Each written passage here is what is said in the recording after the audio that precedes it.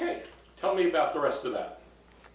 Well, I went up to see Dr. Axtell, who was the president of our college. And he told me, he said, Mr. So-and-so won't be here after this year. He has been asked that he can resign. In other words, I said, oh. He said, I am offering you the job. And that would have been the job that Professor Beal had and this other instructor had. And I looked at Dr. Axtell, I said, I can't take it. I said, you know, when I went to School of Art, that was the music, that was in West Virginia University, and I was there and I played in the All-State College course, All-State College Orchestra. I'm sorry, not the course, the orchestra. And anyway, I did make it at the School of Art, Music, I don't know how they pronounce it, was this Hart School of Music, I think that's what it's called. It's still a West Virginia University. And I told them I would have to have a job. And anyway, they wrote me a letter and sent it home to me. And they said they had no openings at all for jobs. And therefore I couldn't go. And I told Dr. Axtell, I wish I could have, then I would have had my master's. And I said, and I know you don't hire professors or anybody without a master's. And he said, Miss Thornton, I wish you wouldn't have told me that. I said, I can't come and work at Tech. And I thanked him very much, and I came down and got on the buses with my kids and took them back to Clendenin.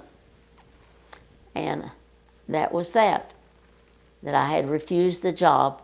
I wish I could have seen his face, though, to know that that job was offered to me. And I don't know what happened to him. I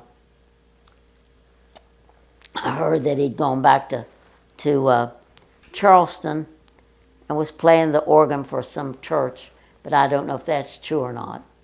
But anyway, the other part of that too, when we had the alumni dinner at Tech, before this happened, where I saw Dr. Axtell, I was sitting by Norman and Charlie, all of them down on the floor, and I said, what's Pete down there? Why are the rest of you down here? You're supposed to be up there singing.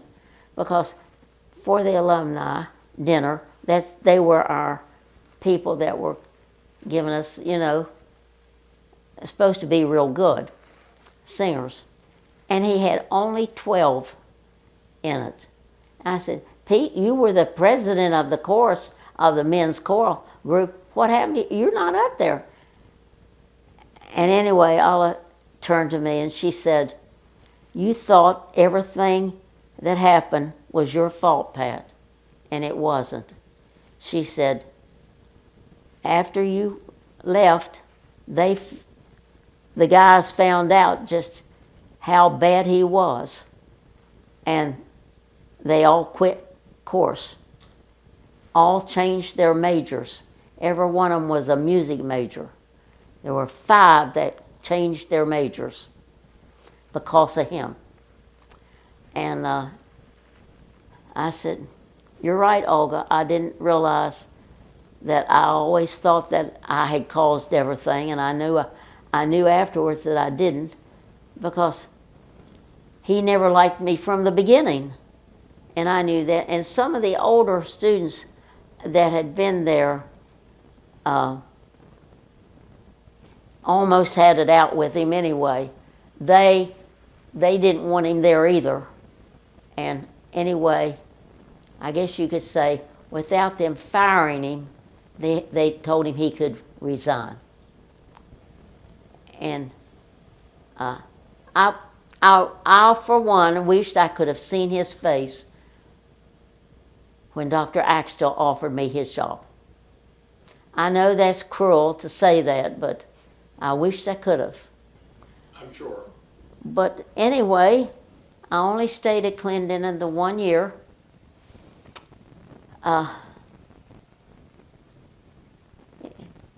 was under so much stress and all, and Mother thought I lost a lot of weight. Mother thought something else was wrong with me. I had to go to the hospital. I was in the hospital, and they said, no, I didn't have cancer. I was so stressed out. And I went back to Dr. Irvin, and Mother went with me because she drove and I didn't. And I said, I just wanted to tell you why I'm not returning, because I hadn't signed a contract. And he said, he talked to me, very much. He said, we don't want to lose you. I said, well, I'm sorry, but if I have to teach English classes again, forget it. And we had a dean of women and a dean of men. And I would always go to the ladies' room and just about collapse. And I remember Dean Ingle would say, she said, Pat, don't let all this get to you. You can't do that. Well, I would just because you didn't have computers and you didn't have things that you could average all your grades out either. And you had to do it by hand.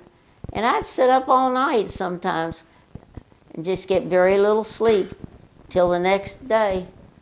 And I have to go to class. So make sure that the kids have the right grade, everything else. And it just about killed me. And I said, well, I won't be returning.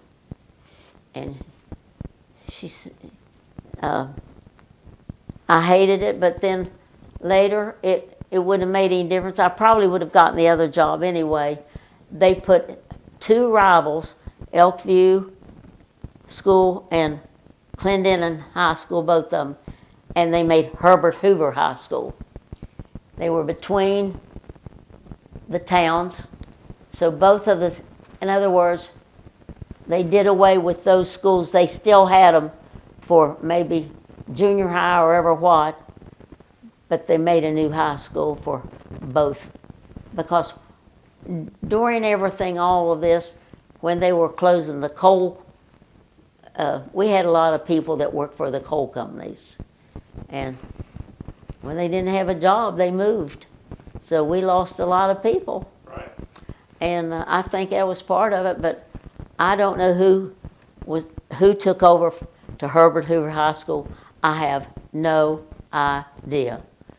But I do know this. I learned a lot. I really did at Clendenin High School. And Dean Ingle sent me a letter one time. And she says, Pat, you always thought that your English classes weren't up to par with everybody else's. Because I had kids that were good. I didn't have the lower kids, that weren't learning enough. And she says, I want you to know, when these kids graduated, they were the top of their class, most of them, in English and everything. And I thought, whew, but I wasn't there any longer. And so the next year, Jerry said, come to Virginia. Kids are okay here. Yeah, kids are kids no matter where you go and teach. Kids are kids. And my friend who had graduated from Tech the year after me, Mary, came down and had gotten a job in Norfolk. Now, she wasn't in music, but she called me one day and she said, Pat, I hear that you didn't go back to Clendenin. I said, no, Mary, I didn't. She said, well, my principal says he thinks he has a job for you. Can you come to Virginia? And mother was going to bring me anyway. And we came to Jerry's. My sister lived in Lynn Haven. And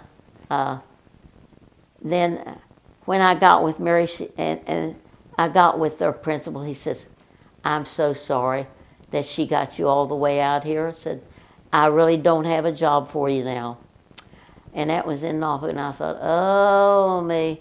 So the next stop we went was to Virginia Beach. And when we went that day and talked to, she was the personnel director that would, hire you. I mean, there. And it poured the rain. I don't mean it rained, it poured. It came up to mother's running boards.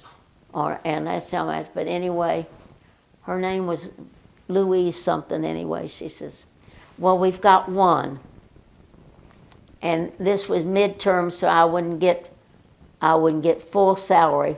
It would be just for one semester. And she said, you've got to go and try out in front of the principal.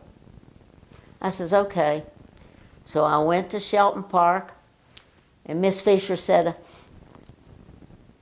okay, I want you to go and ever what you want to sing or do in first grades, do it. And I did. I can't tell you what all I did in first grades because they had split first grades. That teacher had to teach morning ones and afternoon ones. They had so many children because it was across from Little Creek Amphib Base. And I taught 3 classes, and Miss Fisher called me back in and she says, well, I want to tell you something. You have been hired. I forget how she did. She said, I've tried 3 teachers out, and you're the 3rd one, and you got the job. And that's how I became a teacher at Shelton Park Elementary. That's Virginia Beach? In Virginia Beach, across from Little Creek Amphib Base. Okay. I was there the whole semester. I taught, my credentials said high school, or middle school and high school. But I want you to know I taught 1st grade through 8th grade there. And they had so many, like I said, they had split 1st grades and split 2nd grades. In other words, she had to teach, instead of it being all in one class, she had to teach 2 classes where she would have been teaching 1. It was split. And I was there the whole year, and I had I had a great 8th and 7th and 8th grade course, really great, and we would perform, and we just enjoyed that so much, and I did everything I could think of for the whole school, and anyway, at the end of the school, I was told, in other words, what the whole Virginia Beach system did, they split the music department in half. In other words, the ones that were hired first still had their jobs. The ones that were hired last lost their jobs, and I was one of them. She offered me a kindergarten job. And I said, no, thank you, I'm a music teacher. So from there, Miss Charlton was the personnel director in Norfolk, and she talked to me, called me and said, come talk to me. And I did, and she said, I've got a job for you. I started teaching in Norfolk. I taught, my big school was Suburban Park. That was my big school. It went from 1st through 8th grade, and then added on to that, that's not the only school you were at. And then I was at, we have a Bayside and a Bayview, and I always get the 2 mixed up because one's in Virginia Beach and one is in Norfolk. I think it's the Bayview School. Anyway, in Norfolk, I had, I went there one day a week and taught 1st grades. I had a time period that I'd go there and teach. And then I had another time period, I taught 6th grades, these were real small schools. Over, you could see the Ford plant from the school. It was on a sort of on a hill a little bit, and I taught 1 day a week. I taught all the sixth grade course, or all the sixth grades music, and that's how I survived in Norfolk. Now the second year, they gave me different things. I still had Suburban Park, which was my biggest school, and we did all kinds of things with the course. I had a wonderful course. I had Jewish kids in my course that I would have to get letters written to see if they could perform at certain places and all. They were absolutely out of this world. I taught. I'm running out of time. Okay. And I really need to get on to some other stuff. Okay, I taught from first grades on through and did programs with every one of them. Okay, were you married yet? Because tell me about how you met Bunky. How did I meet Bunky? Yeah, how did y'all meet? Well, I was still teaching at Suburban Park. And In Virginia Beach? in Norfolk. Oh, in Norfolk, okay. In Norfolk. So you were teaching there. And the other schools, the second year I taught at Lakeview, and I think that was Bayside. Anyway, I was also playing the organ for the church. And I went to church, and I was there. All told, I played the organ for them for 10 years. What church? Well, they've changed the name of it anyway. It was a spiritualist church. Okay. It was in Norfolk, and that's where I met Bunk. You met him at church. I met him I at did church. not know that. Okay. Well,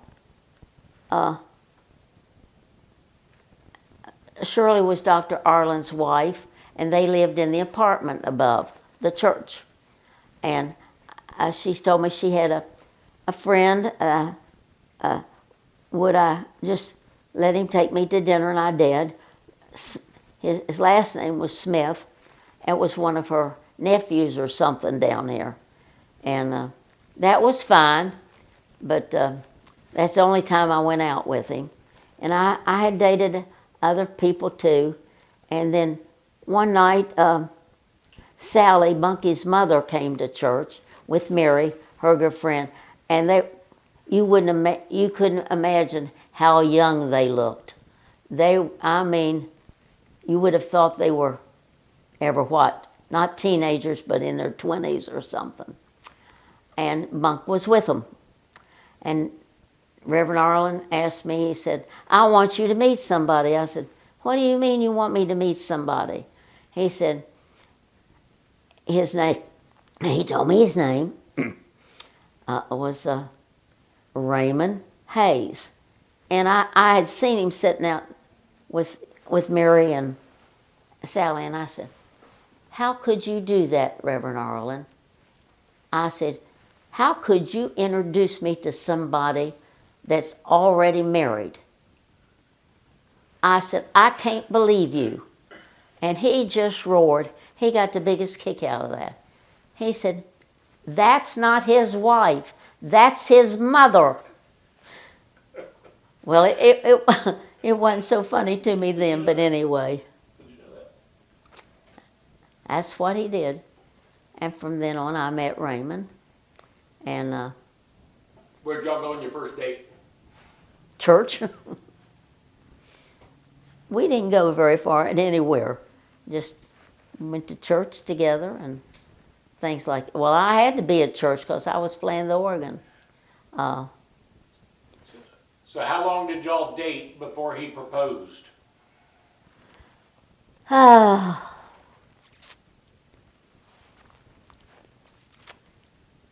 Well, let's see. I was at Suburban Park, and I was only there 2 years. It must have been during my first year there, that we dated and so forth. But because,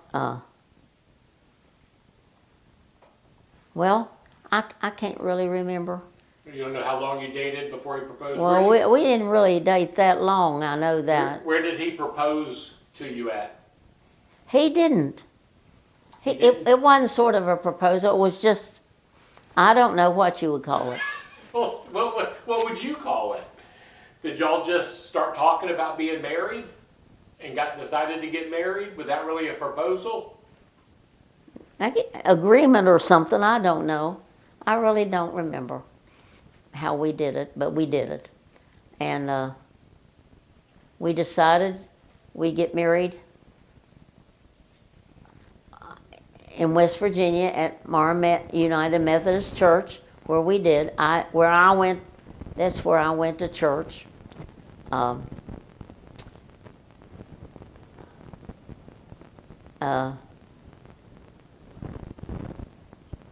November the 28th, 1959. 1959. So did y'all have a big wedding or a small wedding? No, it was a good-sized wedding.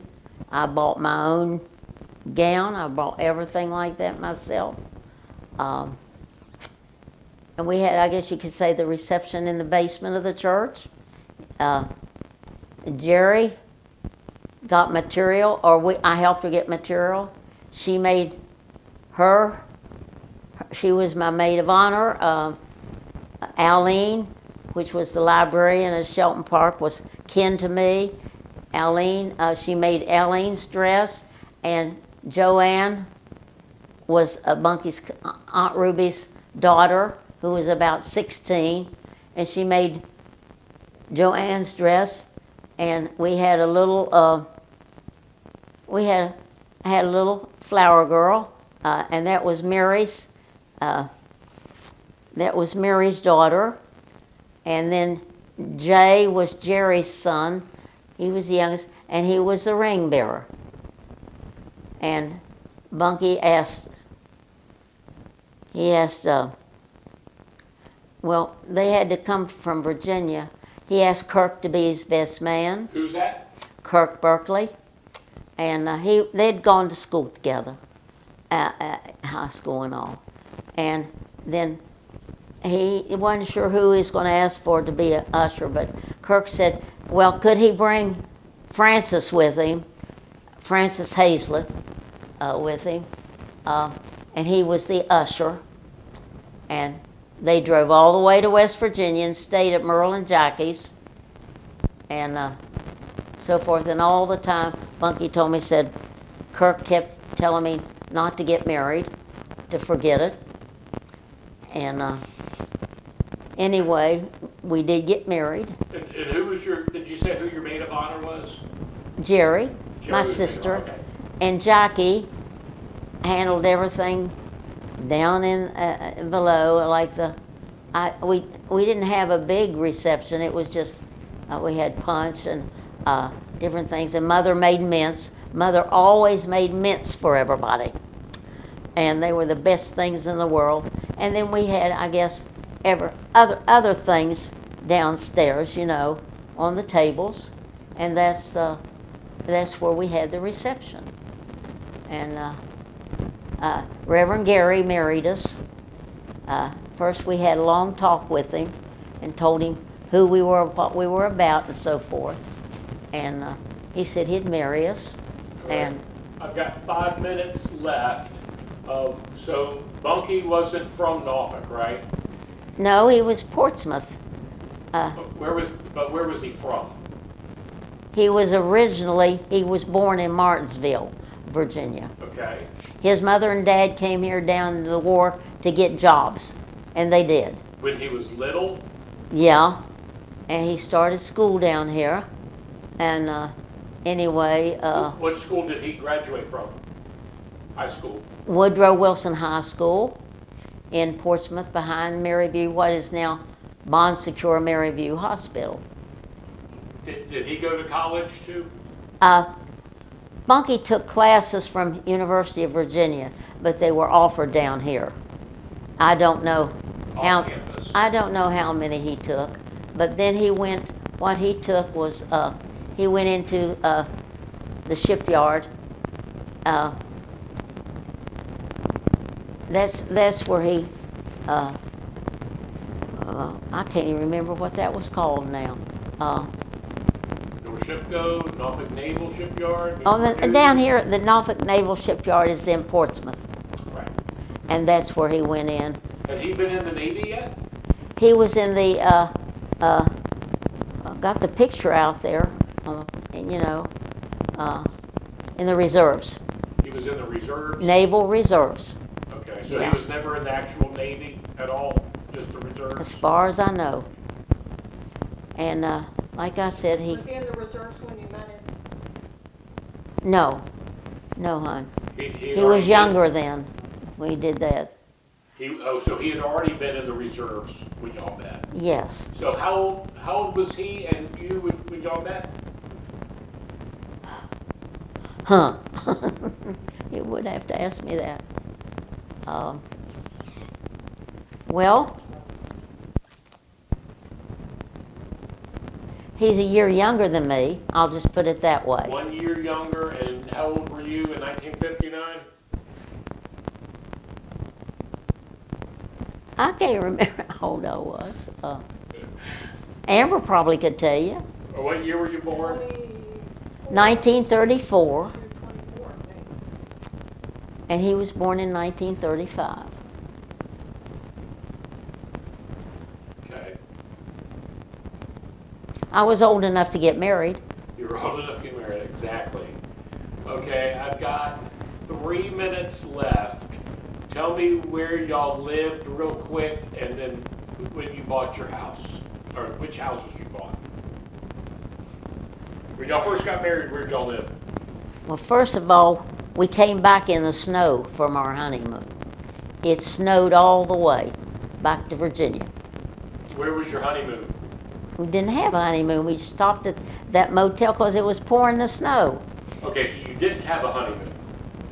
No. Well, the only place we really went was later. I wanted to go to New Orleans, which we never did get to. We went to Washington. And And you lived in Portsmouth, Mom? we didn't at first. We lived Old Ocean View Road. I lived over Marietta near Rose. Jerry's, Rose was from Shullian. She was a friend of Jerry's, and Jerry and them had lived across from them on Old Ocean View Road. And Marietta had a little place for rent, which was like a cubby hole, and that's where I rented from. And then we'd catch the bus to go to Shelton Park, because I didn't drive. All the way I'd have to cross over again. And anyway, that's a long story about me having to get to Shelton Park. And anyway, we couldn't live there because it was an attic apartment, and Bunky couldn't stand up in the kitchen, and you couldn't stand up. It was just like I said, he couldn't stand up in the apartment. So what we did, I moved to another place, which was terrible. And it was just a few blocks down from where I did live.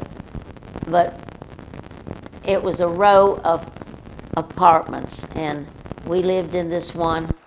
I can't tell you all about it because, anyway, I had a neighbor that, I don't know if he was on dope or drunk or what he was, but he always was coming home in the middle of the night, and sometimes he would run into there was not a ditch, but that's where it was, and it got real leery there for a Where while. did you move in Portsmouth?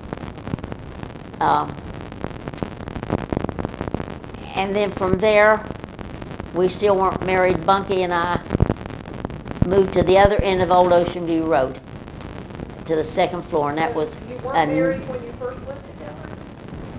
no. Don't be crazy.